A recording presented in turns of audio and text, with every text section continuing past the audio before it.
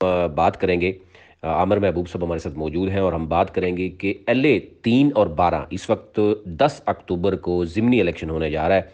एक तरफ आज़ाद कश्मीर यानी मीरपुर और दूसरी तरफ कोटली यानी 3 और 12 में, और एक तरफ जो है वो बरस सुल्तान के साहबजादे हैं और दूसरी तरफ चौधरी यासीन के साहबजादे हैं।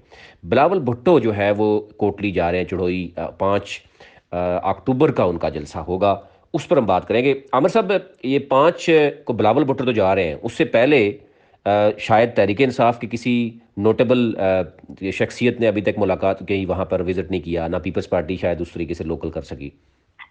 देखिए नवीद साहब, अभी जो इलेक्शन है आजाद कश्मीर में, जो ज़मीनी इंतखाबात हो रहे हैं, इसमें जो सबसे दिलचस्प सूरत हाल है वो ये है कि अभी तक जो है वो किसी भी सूरत जो है वो कोई किसी किस्म का रंग नहीं पड़ सका, उसमें दिलचस्पी लोगों की नहीं है। ठीक और है। मार्क्सवादी पाकिस्तान पीपल्स पार्टी, क्योंकि पीपल्स पार्टी जो है वो रवायती सियासी जमात है और उन्हें अपने इलेक्शन से गर्ज होती है। इसके अलावा जो है किसी जमात ने जो है वो बिल्कुल उसकी तरफ तवज्जो नहीं दी।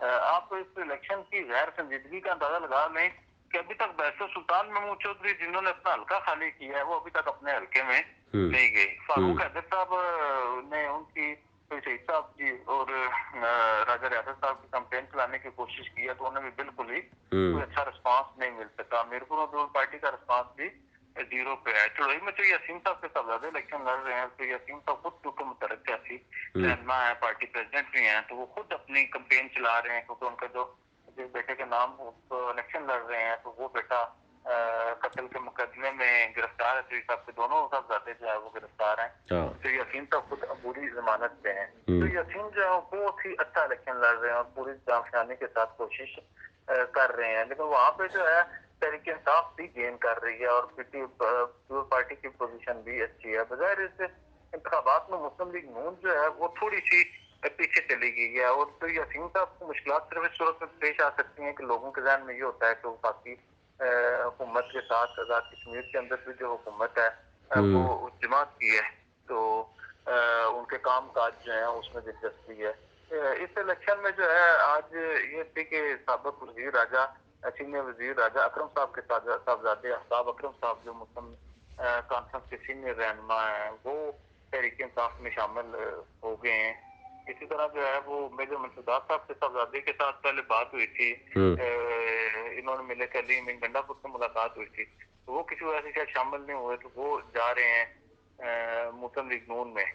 तो मगर चीजें जो है वो अप एंड डाउन चल रहे हैं। लेकिन आप ये देखें कि जिस अंदाज से मरियम नवाज साहबा और आजाद पाकिस्तान के वफाकी वज़रा उस कैंपेन कर रहे थे, अभी दो हल्कों के इंतखाबात में अभी तक कोई जलसा पाकिस्तान के वो नहीं किया।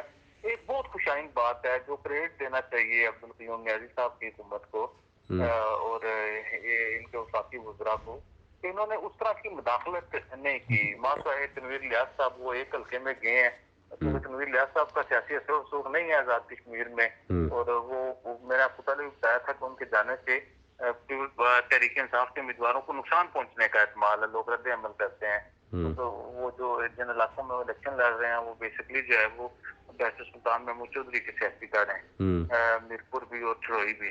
तो इस वजह से जो है ये खासा जो है उनके लिए वो है, तो उन्होंने एक कोशिश की, वो मीरपुर तो नहीं जा सके और चढ़ोई गए हैं, लेकिन उन्हें कोई रिस्पांस नहीं मिला, ना फारूक हैदर साहब को कोई प्रॉपर रिस्पांस मिल रहा है और ना आजाद कश्मीर में मीरपुर के हल्के में पार्टी को रिस्पांस है। तो बजाय जो है मीरपुर का जो इलेक्शन है वो तो चौधरी शहीद साहब को जो है वो तकरीबन सारे मुतबर नाम और सारे यूथ लीडर और सारे जो पार्टी के लोग थे या जो बेनिफिशियरी थे सिस्टम के, वो सारे के सारे छोड़ के तो शहीद साहब के बजाय वो यासर सुल्तान की हिमायत में चले गए हैं। मीरपुर का इलेक्शन बजाय जो है ये टफा लगता है। चढ़ोई के इलेक्शन में कांटेदार मुकाबले की तो वहां पे मैं समझता हूँ कि चौधरी यासीन के साहबजादे और चौधरी शौकत फरीद के दरमियान जो है वो बहुत कांटेदार मुकाबला तो किया जा रहा है। तो नफसियाती तौर पर जो यासीन साहब को इस वजह से एज हासिल है कि जो यासीन साहब जो है वो सीजन पॉलिटिशियन है और वो पूरी जाफशानी और उसके साथ इलेक्शन लड़ते हैं, लेकिन शौकत फरीद को ये एज हासिल है कि आजाद कश्मीर में उनकी हुकूमत है। लेकिन अभी तक दिलचस्प बात है कि वज़ीर आज़म आजाद कश्मीर इन दोनों हल्कों में नहीं गए हैं और ना उनकी काबीना के लोग उतना गए हैं।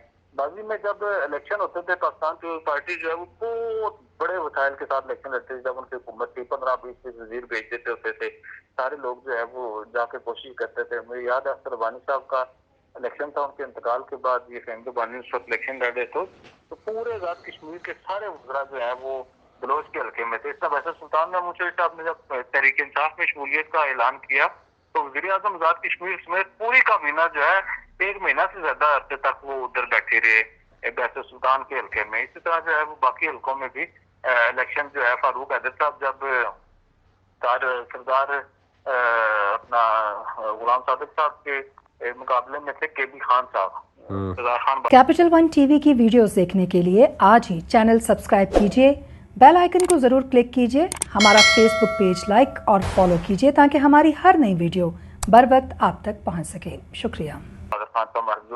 جب ان کا انتقال ہوا تو فاروق حیدر صاحب بھی اس حلقے میں مسلسل جاتے رہے, کابینہ اپنی پوری بھیجتے رہے. تو اس کے برعکس جو ہے وہ کسی قسم کی وفاقی مداخلت وفاقی حکومت کی اور آزاد کشمیر حکومت کی مداخلت ان انتخابات میں دیکھی جا رہی, جو بہت زیادہ خوش آئند بات ہے. اور اس کلچر کو پروموٹ کرنے کی ضرورت ہے. خاص طور پر بیت سلطان محمود چودھری نے ابھی تک اپنے بیٹے کی الیکشن کمپین میں حصہ نہ لے کے ثابت کیا ہے کہ وہ ریاست کے صدر ہیں کسی جماعت سے یا ان کا کوئی امیدوار اس طرح. لیکن ایک چیز یہ بھی نوٹ ہو رہی ہے نا, نہیں ہے کہ وہ صحیح. کمپین چلا رہے ہوں اچھا, یا جو بھی ہوں. ایک بات یہ ہو رہی ہے کہ ظاہر ہے پہلے ہی جو ہے وہ آزاد جمہوریہ کشمیر کی گورنمنٹ بن چکی ہے, کابینہ بن چکی ہے, بلکہ ایسے ناراض لوگ بہت سے بیٹھے ہوئے ہیں, تو مزید 2 لوگ آئیں گے ہی, اور وہ بھی شاید کسی نہ کسی لیول پر ان کو بھی ایڈجسٹ کیا جائے. تو شاید ایک تو یہ بھی انٹرسٹ نہیں ہے, اور دوسرا ظاہر ہے حکومت بن چکی ہے اور مشکلات کا سامنا بھی کرنا پڑ رہا ہے. تحریک انصاف کی شاید حکومت ابھی تک تقریباً 4-5 شاید اجلاس بھی ہو چکے ہیں کابینہ کے, تو ابھی تک تو وہ ایک پیج پہ نہیں آ سکے. ابھی تک 8-5-6 وزراء نے باقاعدہ طور پر جو ہے وہ اپنا پورٹ فولیو ہی نہیں سنبھالا. نہیں, وہ تو ان کی اپنی ہے نا. آپ مجھے یہ بتائیں کہ کسی بھی سیاسی جماعت, میری ریاض صاحب کا یہ پرابلم ہے کہ وہ دنیا کے شاید واحد کسی سیاسی جماعت کے سربراہ ہیں جو اپنی حکومت کے خلاف جو ہے وہ گروپ بنا کے بیٹھے ہوئے ہیں. اور اس سے زیادہ خطرناک بات یہ ہے کہ انہیں جو ہے وفاقی وزیر علی مین گنڈا پور اور جو پارٹی کے چیف آرگنائزر ہیں ان کی طرف سے جو ہے وہ پرابلم ہے کہ وہ ان کی حمایت کر رہے ہیں. اور ایسی صورتحال میں آپ یہ دیکھیں نا کتنی بدقسمتی ہے تحریک انصاف کی مرکزی باڈی کے لیے کہ جو ان کا پارٹی کا صدر ہے وہ اپنی حکومت کے خلاف برسر پیکار اور گروپ بنا کے بیٹھا ہوا کابینہ میں نہیں جا رہا. اور جو وفاق کے جو نمائندگان ہیں وہ کیونکہ ان کے وہ آپ کو پتا ہے تنویر الیاس صاحب نے بہت بڑی انویسٹمنٹ کی ہوئی تھی, تو سب انہوں نے وعدے کیے ہوئے, تو اب وہ اس گروپ کی سرپرستی کر رہے ہیں. تو ایسے حالات میں قیوم نیازی صاحب کی حکومت جو ہے اس کے لیے ظاہر مسائل ہیں. اور سب سے بڑی بات یہ ہے کہ ان کا پارٹی صدر اور ان کا وفاقی وزیر امور کشمیر اور ان کے پارٹی کا جو چیف آرگنائزر ہے, ان کی پارٹی کا جو سیکرٹری جنرل ہے, وہ جو ہے اپنی ہی آزاد کشمیر میں حکومت کے خلاف برسر پیکار ہیں اور اس کے خلاف سازشوں میں ملوث ہیں, جس کا ابھی تک عمران خان صاحب نے اس طرح نوٹس نہیں لیا. تو میرا خیال ہے کہ اپنا دیکھیں گے کچھ ایسا قیوم نیازی صاحب, ورنہ وہ یہ ساری بات جو ہے وہ کھول کے رکھیں گے تو پھر عمران خان کو کوئی نہ کوئی فیصلہ کرنا ہوگا جو کسی کے بھی مفاد میں نہیں صحیح. ہوگا. اچھا, آخری کوشچن ہے. ایک تو یہ ہے کہ آزاد کشمیر میں ظاہر تحریک انصاف کی پارٹی کی صدارت جو ہے وہ سردار تنویر الیاس کو دے دی گئی ہے. اس کے بعد یہ بھی کہا جا رہا تھا کہ وہ تنظیم سازی ازسر نو جائزہ لے رہے ہیں. وہ کچھ خبریں ایسی تھی کہ ان کو توڑ دیا گیا, کچھ کہا جا رہا ہے کہ توڑی جا رہی میں ہیں. آپ کو بتاتا ہوں, یہ جس دن پہلا اجلاس ہوا تھا ان کا تنویر الیاس صاحب کا اپنی جو گورننگ باڈی کا, تو اس میں انہوں نے خواہش کا اظہار کیا تھا کہ آزاد کشمیر کی ساری تنظیم میں ٹھیک ہے, توڑ دی جائیں اور نئی بنائی جائیں. تنویر الیاس صاحب کا پرابلم یہ ہے وہ سیاسی کارکن نہیں ہے, جو کہ جو بتاتا ہے, جو ان کے مشیر انہیں گائیڈ کرتے ہیں, وہ اس طرح کی باتیں کرتے رہتے ہیں. اب آپ مجھے یہ بتائیے کہ انہوں نے کہا جی ساری تنظیمیں توڑ دیں. اب تنظیمیں توڑنے کا وجوہات کیا ہو سکتی ہیں؟ اب جب انہوں نے ان صحافیوں کو کھانا دیا کشمیر کے اور پاکستان کے, اس میں انہوں نے کہا کہ تنظیمیں توڑ دی ہیں, ہم نے یہ فیصلہ کر لیا. لیکن ابھی تک وہ تنظیمیں توڑنے میں کامیاب نہیں ہو سکے. اصل ایشو یہ ہے کہ جس تنظیم نے مختصر عرصے میں آزاد کشمیر میں انتخابات جتوائے ہیں, تو وہ جو ہے ہر ضلع میں انہیں پراپر جو ہے رسپانس ملا ہے. مہاجرین کی نشستوں میں سے 12 میں سے 9 نشستیں وہ جیتے ہیں, اور 32 کے سکور پہ انہوں نے حکومت बना के पहुंचा दिया है तहरीक इंसाफ को, उसको तोड़ने की कोई जस्टिफिकेशन होगी ना। ये आप तनवीर लियाज साहब के ज़हन में ये बात है कि आज़ाद कश्मीर में ये जितने जो इलेक्शन बना है ये सारा जो है ना वो उन्होंने पैसे खर्च किए हैं तो शायद खरीद लिया है। अब वो जो उन्होंने पैसे दिए हैं तो वो उन्होंने पैसे या तो मर्कज़ी क़यादत को दिए हैं, दूसरा ये उम्मीदवारों को दिए हैं। अब ये जो लोग पार्टी चला रहे होते हैं, जो ज़िले अहदेदार थे, जो तहसीलों के अहदेदार थे, जो यूनियन कौंसिल के अहदेदार थे, वो उनके तनवीर लियाज साहब के पैसे से मुस्तफीद नहीं हुए। पैसे से मुस्तफीद वो हुए जो या असेंबली में पहुंच गए या बाहर बैठे हुए हैं, या ये जो मर्कज़ी क़यादत जिनके मैं नाम ले रहा था, जो गैर जरूरी हद तक उनकी पैसे लेके हिमायत कर रहे थे। तो ये तो एक बात थी। अदरवाइज आम किसी कारकुन को या आम जो जिले का लीडर है उसे तो पैसे तनवीर साहब की जानब से नहीं मिले हुए, तो उनके ज़हन में ये बात है कि शायद उनकी मेहनत और इमरान खान के विजन से ये आज़ाद कश्मीर का इलेक्शन जीता गया है। तनवीर लियाज साहब या उनके कंपेनियन का ये कहना है कि ये सारा इलेक्शन जो है उनके पैसे की वजह से जीता गया, तो ये इनके दरमियान एक सोच का इख्तिलाफ है। आप देखना ये है कि तनवीर लियाज साहब अपनी जो है पार्टी तोड़ देते हैं या वो ये कोशिश कर रहे हैं कि उनका सपोर्ट किया जाए तो वो इन्हें रहने देंगे, अदरवाइज वो नई तंजीम साजी करेंगे। तो मेरा ख्याल है इसमें कोई ना कोई पोजीशन क्रिएट होगी और जो सियासी सीनियर सियासी जुबां हैं वो उसके ऊपर करेंगे। अदरवाइज तंजीम साजी की और पुराने लोगों को निकाल के नए लोगों को लाने की कोशिश की, क्योंकि आगे बलदियाती इदारों का वो है और ये चाहते हैं कि आज़ाद कश्मीर के सारे बलदियाती इदारों का एडमिनिस्ट्रेटर इनके लग जाएं और वो नई तंजीम साजी करके नए लोगों को बना लें और पुराने लोगों जिन्होंने मेहनत की है वो बिल्कुल इसी तरह हाथ में मलते देखते रह जाएं। तो उससे तहरीक इंसाफ जो है आज़ाद कश्मीर में किस तरह नाकाम भी होगी और तकसीम भी होगी और उसके नतीजे सबको भुगतना पड़ेंगे। सही, मेरा आखिरी क्वेश्चन है, बलदियाती इलेक्शन होगा या नहीं होगा? कमेटी तो बन गई है। बलदियाती इलेक्शन जो है इनकी कमिटमेंट है। बलदियाती इलेक्शन अगर ये कोई बेईमानी भी करना चाहते हैं तो उन्हें नहीं करनी चाहिए। बहुत अरसे से आज़ाद कश्मीर में खला है, ग्रास रूट लेवल तक 30 साल हो गए और ये हुकूमत जो है एहतसाब करने और बलदियाती इंतखाबात कराने की कमिटमेंट के साथ आई है। मेरा ये ख्याल है इनके पास कोई रास्ता नहीं है बलदियाती इंतखाबात ना कराने के, कोई वजूहात भी नहीं है और कोई रास्ता भी नहीं है और गुंजाइश भी नहीं है। मेरे ख्याल में इन्हें बलदियाती इंतखाबात कराने होंगे। अब ये कहना कबल वक्त है या मुश्किल है कि 6 माह 8 माह 9 माह साल, लेकिन बाजार ये लगता है कि बलदियाती इंतखाबात कराने में तहरीक इंसाफ की हुकूमत जो है वो मुखलिस है। बहुत शुक्रिया। आमिर महबूब साहब हमारे साथ मौजूद थे, जो कि सीनियर सहाफ़ी हैं, तजियाकार हैं।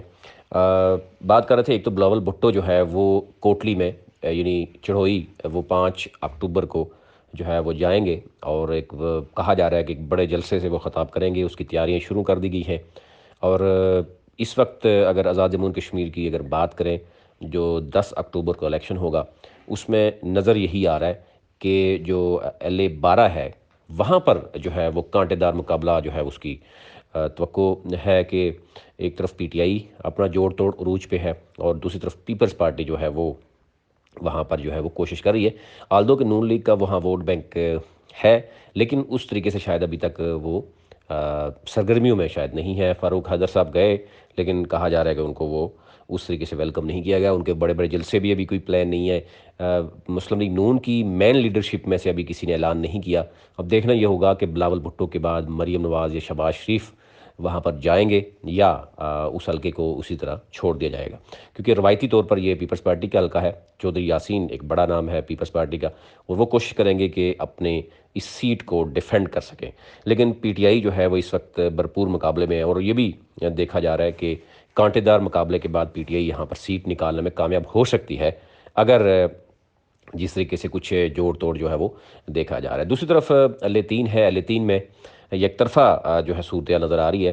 पीपल्स पार्टी तो पहले ही बहुत पीछे थी और नून लीग की भी उस तरह की सरगर्मियाँ नज़र नहीं आ रही। और नून लीग की मेन लीडरशिप अगर हम देखें तो वो शायद उस तरह अभी तक जो है वो इस ज़िमनी इलेक्शन में कोई भी जाने के लिए तैयार नहीं है।